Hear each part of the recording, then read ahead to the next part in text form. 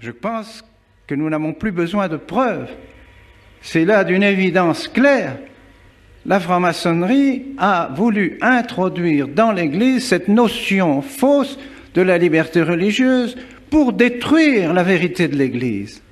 Car pourquoi ont été persécutés Pierre et Paul et tous les martyrs? Parce qu'ils étaient chrétiens, parce qu'ils portaient le nom de chrétiens, c'est-à-dire qu'ils étaient disciples de notre Seigneur Jésus-Christ.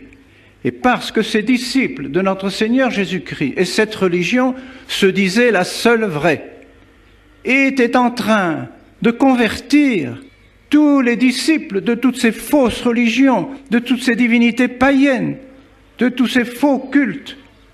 Les disciples étaient en train de se convertir à la religion seule vraie, à la religion de notre Seigneur Jésus-Christ.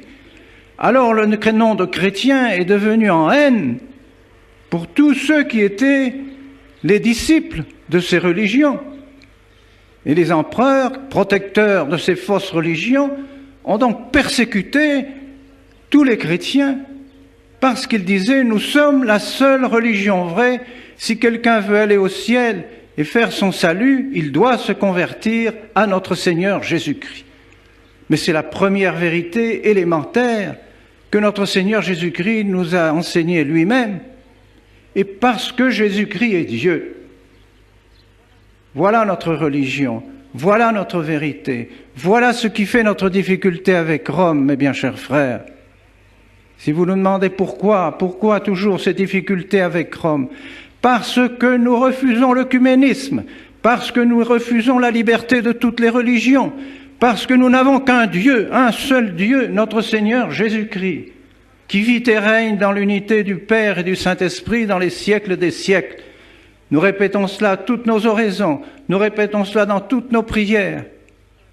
Il n'y a qu'un seul vrai Dieu, Jésus-Christ, qui vit et règne avec le Père et le Fils, dans l'unité, qui vit et règne avec le Père dans l'unité du Saint-Esprit pour les siècles des siècles. Et alors nous sommes persécutés, évidemment, par tous les adeptes des fausses religions, bien sûr. Et nous sommes persécutés aujourd'hui, vous, mes bien chers frères, nous qui ici, soit membres de la fraternité, soit non membres de la fraternité, qui défendons ces valeurs, qui défendons cette vérité de la religion chrétienne.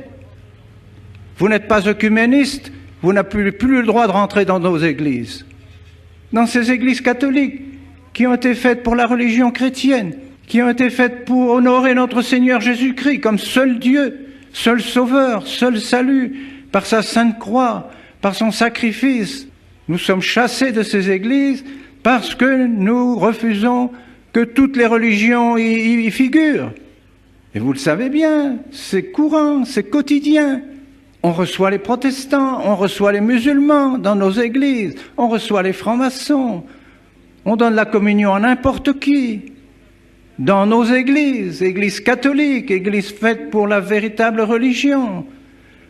Alors il est normal que nous soyons chassés. Et oui, nous sommes chassés de ces églises, nous ne pouvons plus y prier, nous ne pouvons plus continuer le culte qui était celui d'autrefois dans ces églises et que nous voulons rétablir. Eh bien, si nous ne pouvons pas être dans les églises, nous garderons la foi. Nous garderons la foi en notre Seigneur Jésus-Christ.